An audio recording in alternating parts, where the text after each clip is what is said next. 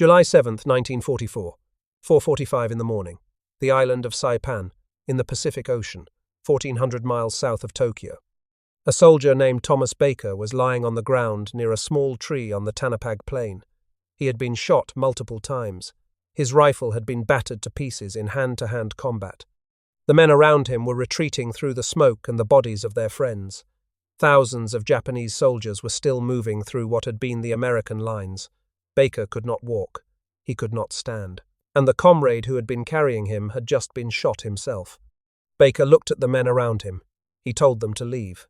Not because he had given up, but because he had made a calculation, and the calculation told him that every second they spent trying to save him was a second one of them might die. He said he preferred to be left to die rather than risk the lives of any more of his friends. Those were his words, later recorded in his Medal of Honor citation. He meant every one of them. Before the men pulled back, Baker made one request. He asked for a pistol and whatever ammunition was left in it. He was handed a standard .45 caliber M1911 sidearm. 8 rounds were loaded. That was all there was. The men propped him against the tree so he could see the ground in front of him. Then they left, because he had told them to, and because staying would have gotten them killed. Thomas Baker sat against that tree, wounded, unable to move, alone on a battlefield still churning with enemy soldiers. He had 8 rounds and a clear field of view. He waited. When American forces retook that ground later that same day, they found him in the same position, dead, the pistol empty in his hand, and lying on the ground in front of him were 8 Japanese soldiers. Every round had been fired. Every round had found a target, one for one. A dying man with a pistol he could barely hold had aimed and fired 8 times and had not missed once. He had not panicked. He had not wasted a single shot. He had used everything he had left to do the one thing he could still do for the men who had walked away on his orders. Most people have never heard his name. Most people have no idea what happened on Saipan on July 7th, 1944. This is the story of Thomas Baker, where he came from, what he did before that tree, and why 8 rounds with 8 kills stands as one of the most quietly devastating acts of sacrifice in the entire Pacific War. Troy, New York, sits on the eastern bank of the Hudson River, about 10 miles north of Albany, in Rensselaer County. It is not a famous city. It does not appear in many history books. But Troy has a particular character that is worth understanding before you try to understand Thomas Baker. The city was built on iron and industry. It manufactured horseshoes for the Union Army during the Civil War, enough to supply an entire cavalry force. It made cannons. It made wrought iron stoves that heated homes across the northeastern United States for decades. It made collars and cuffs for men's shirts at a time when the collar industry was one of the largest manufacturing sectors in the country. The men who worked in those foundries and factories worked long shifts in brutal conditions and came home without complaint, because that was the job. It was a place where men kept their feelings to themselves, and where showing up mattered more than talking about showing up. The Hudson River ran alongside the city, wide and steady, carrying barges south toward New York City and north toward Albany. Growing up in Troy, in the 1920s and 1930s, meant growing up in a city that understood hard work and limited options and the specific dignity of doing your part without being asked twice. The Depression had hit the manufacturing cities of upstate New York hard, and Troy was no exception. Men found work where they could and did not complain about it. That was the culture Thomas Baker grew up in, and it shaped him in ways that would only become visible later, on a Pacific island, at a particular moment, against a particular tree. There is also this piece of history worth knowing. Congress officially recognized Samuel Wilson of Troy as the inspiration for the figure of Uncle Sam, that tall man in the top hat and the stars and stripes who has appeared on recruitment posters for 2 centuries. Wilson supplied barrels of beef to the American Army during the War of 1812 and stamped them with the initials US for United States. Congress formally acknowledged the connection in a resolution in September of 1961. The city has been sending men to American wars since before the country had a standard uniform. That tradition did not stop in 1940. Thomas Alexander Baker Jr. was born in Troy on June 25, 1916. He grew up there, went to school there, and became a man in the way that young men in working cities of that era became men, by learning that the world did not stop because something was difficult. He had one brother, Joseph, who would also serve in the Second World War. Thomas enlisted in October of 1940, when Congress called the New York National Guard into federal service under the Selective Training and Service Act, the first peacetime draft in American history. The country was not yet at war, but the signs were everywhere. Europe had been fighting for over a year. Britain was absorbing the aftermath of the Battle of Britain. The United States was supplying arms and materials to the Allies under Lend-Lease. Every serious person in Washington understood that neutrality was a posture, not a permanent position. Congress voted to mobilize the National Guard, and Baker went with his unit. The regiment he joined, Company A of the 1st Battalion, 105th Infantry Regiment, 27th Infantry Division, was built from the Hudson Valley and the Capital District. Companies A, C, and D were drawn heavily from the Troy and Watervliet area. Other companies came from Albany, Schenectady, and the smaller towns of upstate New York. Baker was not going to war with strangers. He was going with his neighbors, men he had passed on the street, men whose families his family knew. That gives a unit a particular quality. It builds cohesion fast, because trust between men who already know each other forms more quickly than trust built from scratch in a training barracks. It also adds weight, because when someone dies, everyone knows exactly who they were before they were a soldier. The 27th Infantry Division was federalized on October 15, 1940, and arrived at Fort McClellan, Alabama 10 days later, on October 25. The regiment trained through the winter and into the following year. There were maneuvers in Tennessee and Louisiana and the Carolinas, the kind of grinding preparatory work that civilian soldiers hate in the moment and are grateful for later. On December 7, 1941, Japan attacked Pearl Harbor. On December 14, 6 days later, the division departed Fort McClellan for Southern California, not to stage for Hawaii, but to establish defensive positions along the coast against a feared Japanese seaborne raid on the American mainland. It was a real concern in those first weeks after Pearl Harbor, when nobody was certain what Japan would attempt next. Baker was 25 years old. He was in for as long as it took. The coastal defense mission lasted into the spring of 1942, and then the division shipped out to Hawaii, where it spent the better part of 2 years training. The Pacific War in those months was moving fast and brutally. The Marines were fighting at Guadalcanal. The Japanese were contesting the Solomon Islands. The strategic situation was uncertain in a way that is hard to appreciate now, knowing how it ended. In 1942, nobody knew how it ended. All they knew was that the Japanese were skilled and determined fighters, that the Pacific was enormous, and that the islands between Hawaii and Tokyo were going to have to be taken one at a time. During those 2 years in Hawaii, Baker's 1st Battalion trained for amphibious assaults, practiced jungle tactics, and waited. Other elements of the division went forward. In November of 1943, the division's 165th Infantry Regiment and the 3rd Battalion of the 105th fought at Makin Atoll, which was defended by approximately 800 Japanese soldiers and support personnel. Baker's 1st Battalion did not go to Makin. It remained in Hawaii. In early 1944, division elements participated in the Eniwetok operation. Baker's battalion was still in Hawaii. The men trained and waited and watched their division fight in pieces around them. By the time they boarded the transports for Saipan in late May of 1944, Baker's 1st Battalion had been in uniform for nearly 4 years without once firing at an enemy soldier. The 27th was a National Guard division, not a regular army division, and that distinction sometimes mattered in ways that were unfair to the men who served in it. National Guard divisions were occasionally viewed with skepticism by regular army commanders who questioned whether citizen soldiers could match career professionals in sustained combat. The men of the 27th spent the entire war answering that question. They were accountants and factory workers and mechanics who learned to be infantrymen because their country needed infantrymen. They did the job. By the spring of 1944, the division was refitting in Hawaii, absorbing replacements and preparing for the next operation. The number of ships moving through Pearl Harbor, the volume of supplies on the docks, the pace of training, all of it pointed toward a major assault. The word Saipan was not yet in common use among the men, but the feeling was unmistakable. On June 15, 1944, the 2nd and 4th Marine Divisions hit the beaches of Saipan. Baker and the 105th came ashore the next day, June 16. For Baker's 1st Battalion, this was the first time any of them had been in combat. Saipan was not a small atoll. It was 14 miles long and 6 miles wide, with hills and ridges and ravines and thick vegetation, and it was held by a Japanese garrison of over 30,000 soldiers and sailors, ordered to defend it to the last man.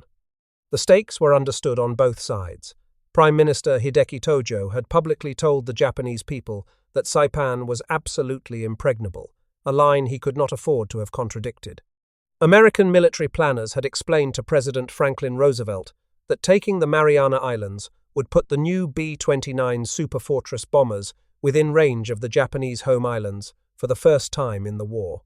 The distance from the Marianas to Tokyo was roughly 1,500 miles, well within the B-29's combat radius. Whoever controlled Saipan controlled the air campaign that would decide the outcome of the entire conflict.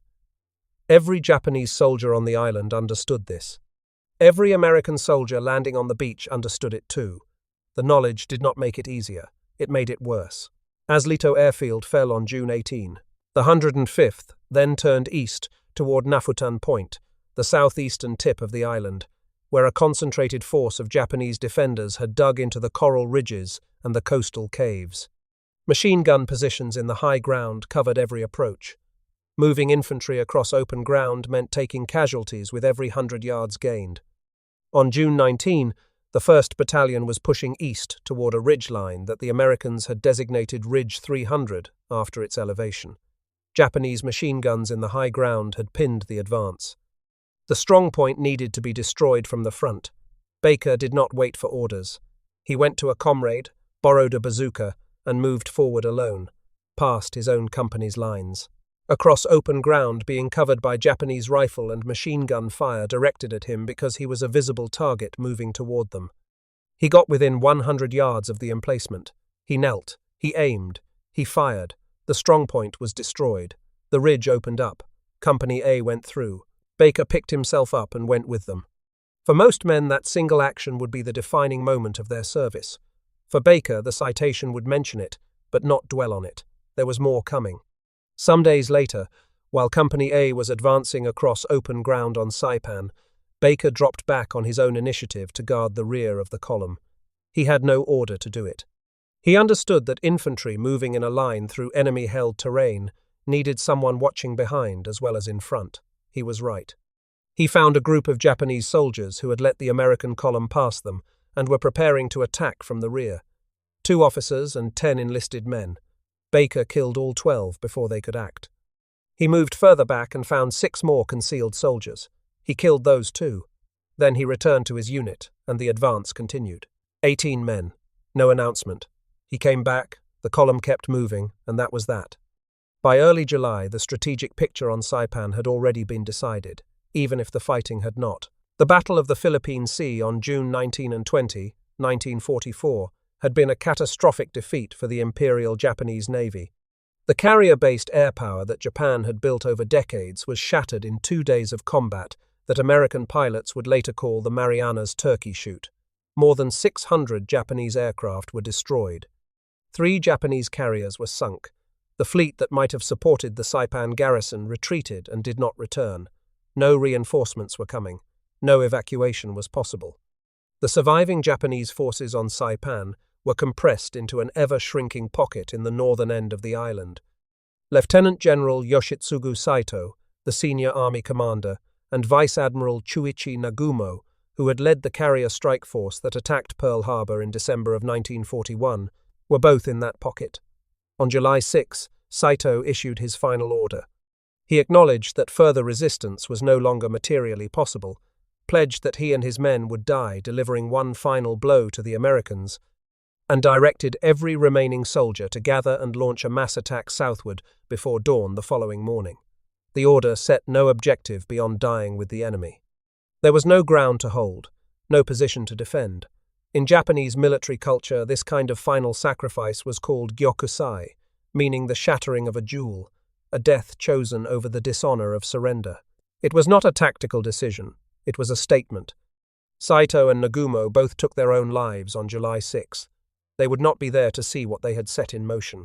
On the American side, Lieutenant Colonel William James O'Brien's 1st Battalion had moved into position on the Tanapag Plain by the evening of July 6.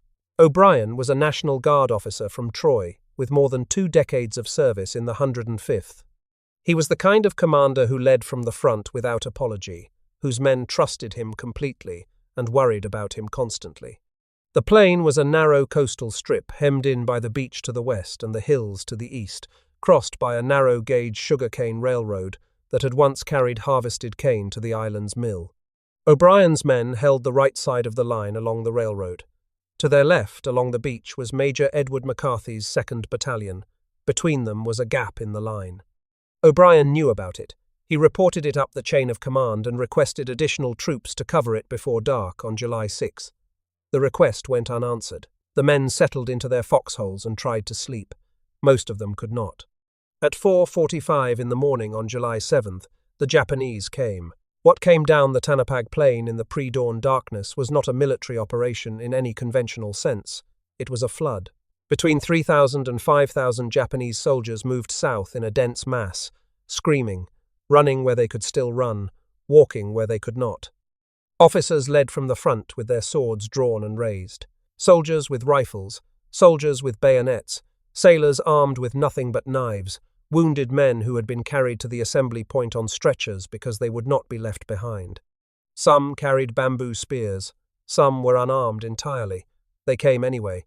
The order had been to die killing Americans, and they intended to fulfill it. The noise reached the American lines before the men did. Lieutenant George O'Donnell of the 2nd Battalion later described the sound as resembling a crowd moving out of a football stadium all at once, but growing louder and louder rather than fading, and coming out of the darkness toward him. Then they could see movement, then shapes, then individual men, and then there was no time to process it, because the wave was already on top of them. They hit the gap between the 2 battalions and poured through it.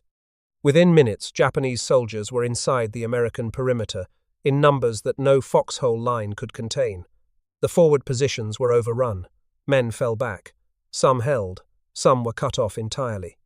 The Japanese pressed south toward the supply dumps, the artillery positions, the medical stations, the places that were supposed to be behind the fighting rather than inside it. Major McCarthy later described the wave as resembling a cattle stampede from an old Western picture, except the enemy just kept coming. You could not stop it by shooting at the front. By the time the front was down, the men behind it were already past you. Baker was in his foxhole when the charge hit. His company's position was struck from multiple sides simultaneously. Japanese soldiers were in front of them, beside them, and within minutes behind them. The fighting was at ranges the citation describes as sometimes as close as 5 yards. 5 yards, the length of a short hallway, close enough to see the faces of the men trying to kill you. This was Baker's first sustained combat. He had been in uniform for nearly 4 years. He had trained and drilled and waited and trained some more. And now, in the pre-dawn darkness of a Pacific island he had never heard of 2 years earlier, the war arrived all at once from every direction. Baker fired. He killed. He kept firing. He was hit. He kept fighting. His rifle was used first as a rifle and then as a club as the hand-to-hand fighting pressed in, until it was battered into something that could no longer function as a weapon at all. Then he had nothing. A comrade reached him and got him upright, and began moving him toward the rear. They made it about 50 yards before the comrade was shot. Baker went down again. Wounded seriously, in the citation's own language. Unable to walk, unable to stand, with Japanese soldiers still visible and moving all around him. Other men were nearby, falling back through the smoke and the noise. Some stopped when they saw Baker on the ground. He told them to leave. Not as a request, as an order. He said he preferred to be left to die rather than risk the lives of any more of his friends. Those were his exact words, preserved in the official record. He was not being dramatic. He was making the same kind of straightforward calculation he had been making all morning. He had already watched too many men die. He was not going to be the cause of any more of them. One soldier stopped and offered help one more time. Baker refused. He made his one request. "Give me your pistol, whatever rounds are left in it." The soldier handed over his M1911 .45 caliber pistol. 8 rounds remained in the magazine. Baker took it. He asked them to prop him against the small tree nearby so he could see the ground in front of him. They positioned him with his back against the trunk. Then they left, because he had told them to, and because Baker had made it clear that their survival mattered more to him than his own.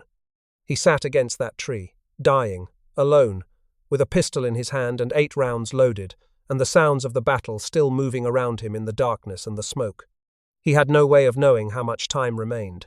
He had no way of knowing whether the men who had walked away would make it to safety, or whether they were already dead. What he had was the tree at his back, the ground in front of him, and 8 chances to do something useful before everything stopped. He aimed at what came toward him, and he fired. If you want to know that what he did next is documented and verified and not something anyone invented, please like this video right now. Every like sends this story to someone who has never heard the name Thomas Baker. He gave his last 8 rounds so that other men could live. The least we can do is make sure people know what he did. Subscribe so you do not miss the next story we find. Now, back to Baker and that tree.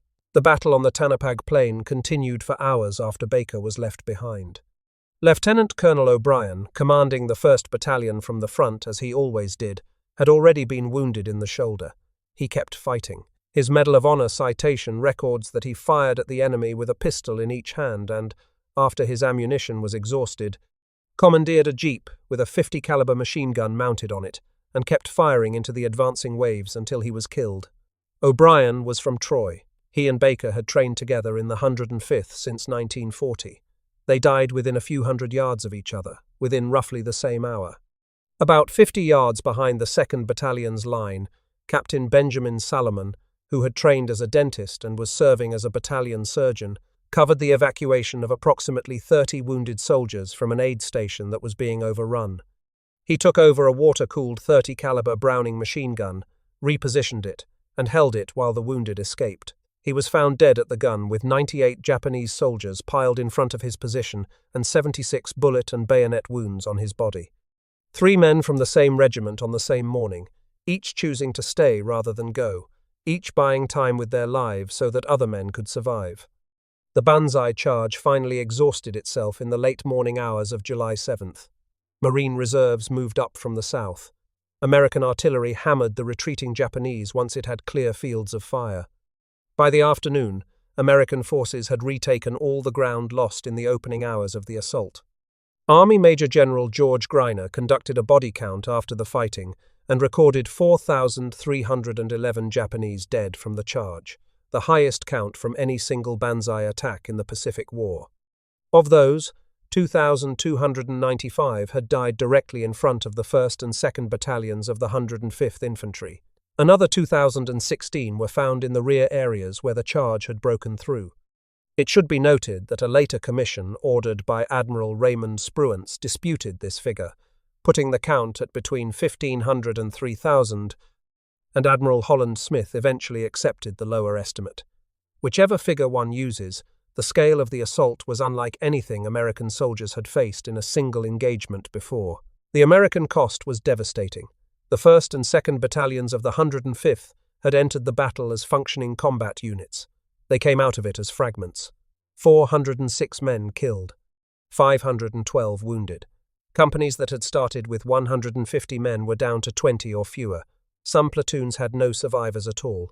Officers gathered whoever they could find. Sergeants counted heads, and the numbers came back catastrophic. The unit that had existed on July 6 no longer existed in any meaningful tactical sense. The survivors helped each other back from the forward positions in the hours after the charge broke. Men who were lightly wounded supported men who were more seriously hurt. The dead were marked where they lay, because there was no time and no strength left to carry everyone back at once. They would come back for them later. They always did. When patrols moved back through the recaptured ground to search for survivors and recover the dead, a soldier found a small tree on the Tanapag Plain.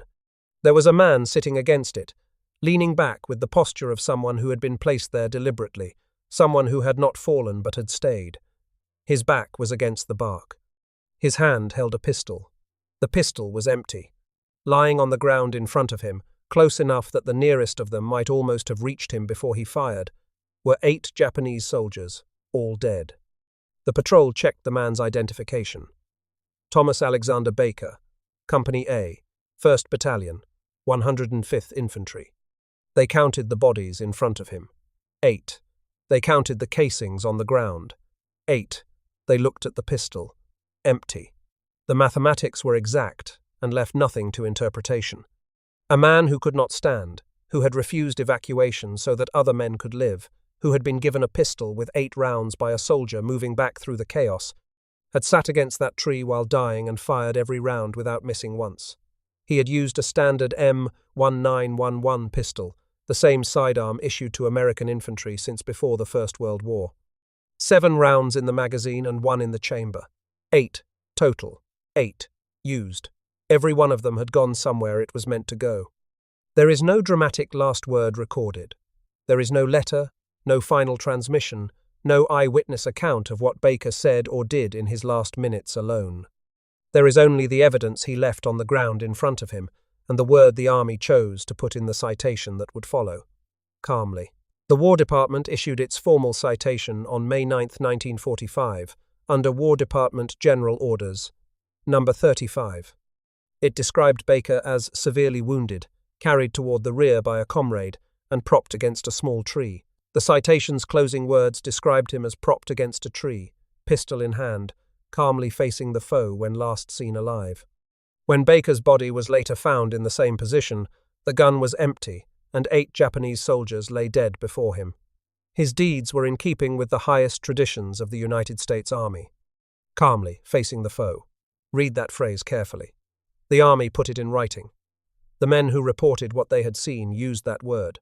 Calmly. Not desperately. Not in a panic. A man who had accepted what was happening and was using what he had left in the most useful way he could. Baker was posthumously promoted to sergeant. The Medal of Honor was the highest recognition the United States military could give him. He also received the Purple Heart. He was 28 years old. Saipan was declared secure on July 9, 1944, 2 days after Baker died. Construction crews built runways on the island's flat ground before the end of that year. The first B-29 Superfortress missions against Japan lifted off from Saipan and the other newly captured Marianas in November of 1944. The air campaign that ultimately forced Japan to surrender in August of 1945 originated from those runways, built on ground the 105th Infantry had held on July 7 with their lives. The fall of Saipan also had a political consequence that few people outside Japan fully appreciated at the time. Prime Minister Hideki Tojo, who had publicly told the Japanese people that the Marianas were impregnable, was forced to resign on July 18, 1944, 11 days after Baker died. His cabinet fell with him. The loss of Saipan cracked open the internal debate inside Japan about whether the war could be continued. Baker died at the hinge point of the Pacific War, at the exact moment where the trajectory of the entire conflict began to tip decisively. Baker's Medal of Honor was awarded in May of 1945 and presented to his family.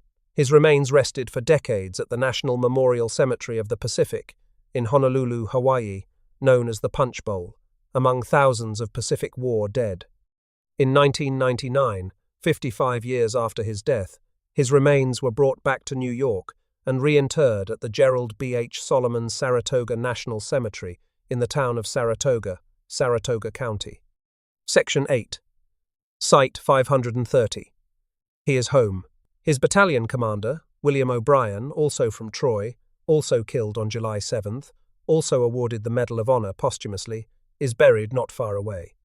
2 men from the same city, the same regiment, the same battalion, who had served together in the 105th since 1940 and died within a few hundred yards of each other on the worst morning of the worst battle their division ever fought. Now rest in the same county where both of them were born and raised. There is something fitting about that, even if it took decades to arrange. The 1st and 2nd Battalions of the 105th Infantry were awarded the Presidential Unit Citation in 1948, 4 years after the battle, in formal recognition of what they had done on July 7, 1944. They had faced a force of several thousand attackers and held the line long enough for reserves to arrive and the assault to be broken. That recognition came years later, as so many recognitions do, but it reflected something the survivors had known since the morning it happened. They had held, at a cost that destroyed both battalions as functioning units they had held. 3 Medal of Honor recipients, 1 regiment, 1 morning, Baker, O'Brien, and Salomon. No other unit in the American order of battle for Saipan can say the same thing. Troy has remembered. In November of 2009, Rensselaer County installed a memorial in its county office building, featuring replicas of the Medal of Honor citations for Baker and O'Brien. A stretch of Oakwood Avenue in Troy near High Point Drive had been designated in their names years earlier, and in May of 2019, County Executive Steve McLaughlin unveiled a new commemorative sign at that location. He said, "Without men like Colonel O'Brien and Sergeant Baker, we would not be who we are." It was a simple sentence, and it was exactly true. The 27th Infantry Brigade Combat Team, the modern New York Army National Guard unit that directly carries the lineage of the 27th Infantry Division, holds annual ceremonies honoring Baker, O'Brien, and Salomon. Young soldiers who have never heard a shot fired stand at attention in front of photographs of men who spent their final hours on a Pacific island in a fight that most of the world has long since forgotten. They should not forget. None of us should. Here is what Baker's story actually asks of us. He was a private from Troy, New York, who enlisted in the National Guard, went where the army sent him, and did what needed to be done each time it needed to be done. He was not famous. He held no rank that came with authority over large numbers of men. He did not plan operations or shape strategy. He was a soldier, and when each moment came, he responded to it with complete and unsparing clarity about what was required. On June 19, 1944, his very first day of sustained combat, he borrowed a bazooka and walked into open ground under fire because the strongpoint had to be destroyed, and he was there. Days later, he dropped back without orders to cover the rear of the column because someone had to do it, and he understood that. On the Tanapag Plain, he fought until his rifle was useless, was carried 50 yards by a comrade who was then shot, and told the remaining men around him to leave him because he judged his life to be worth less than the risk of theirs.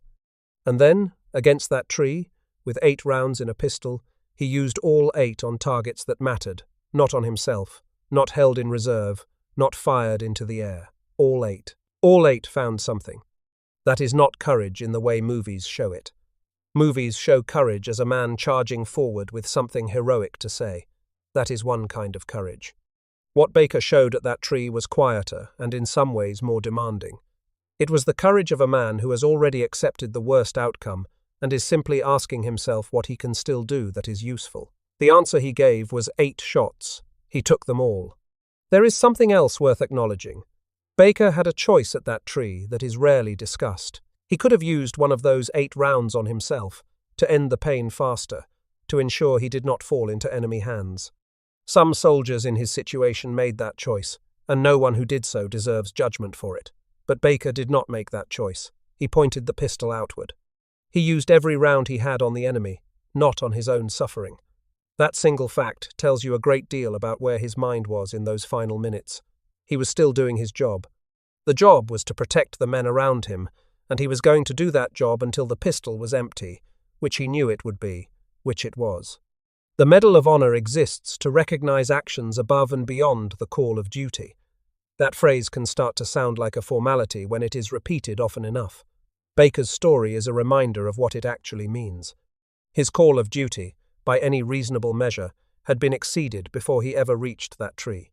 The bazooka run on his first day in combat, the 18 killed behind the column. The fight through the banzai charge until his rifle broke. Each of those was above and beyond. And then, with nothing left, he gave the 8 rounds. That is what the citation meant by calmly facing the foe. Not dramatically, not desperately, calmly, with 8 bullets and a clear view of the ground in front of him. The men of the 105th Infantry Regiment were National Guardsmen.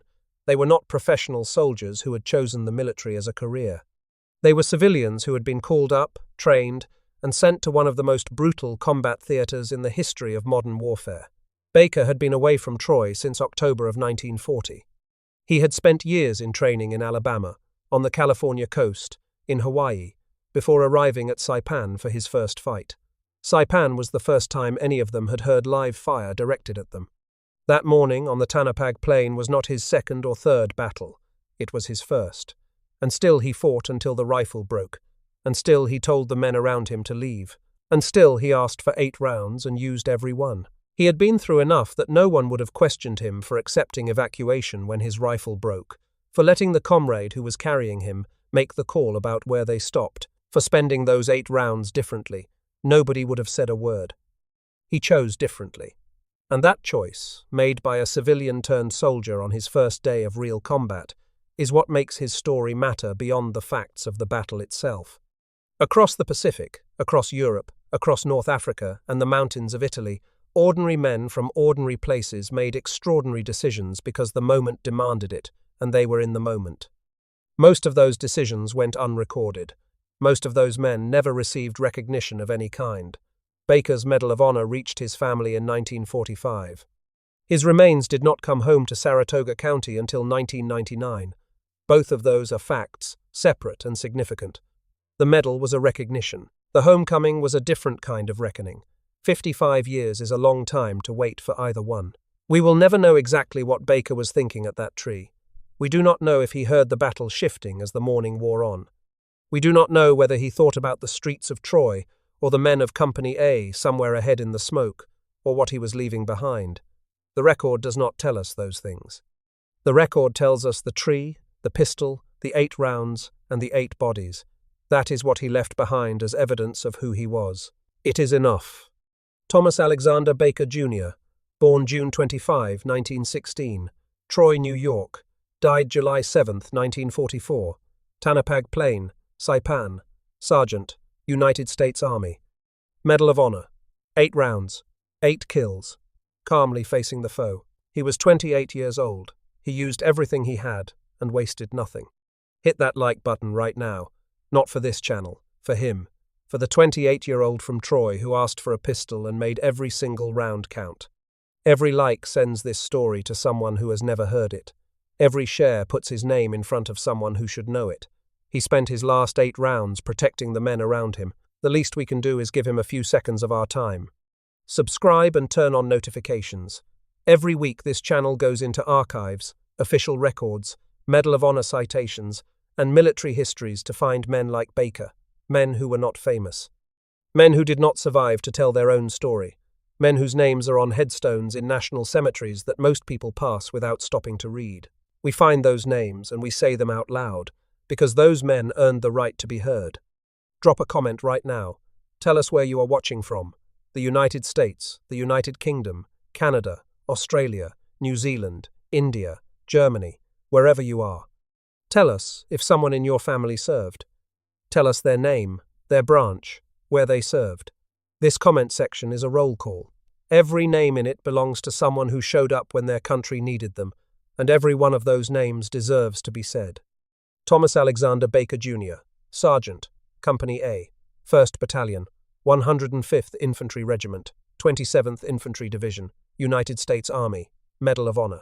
July 7th, 1944. 8 rounds, 8 kills, everyone counted. Thank you for making sure he is not forgotten.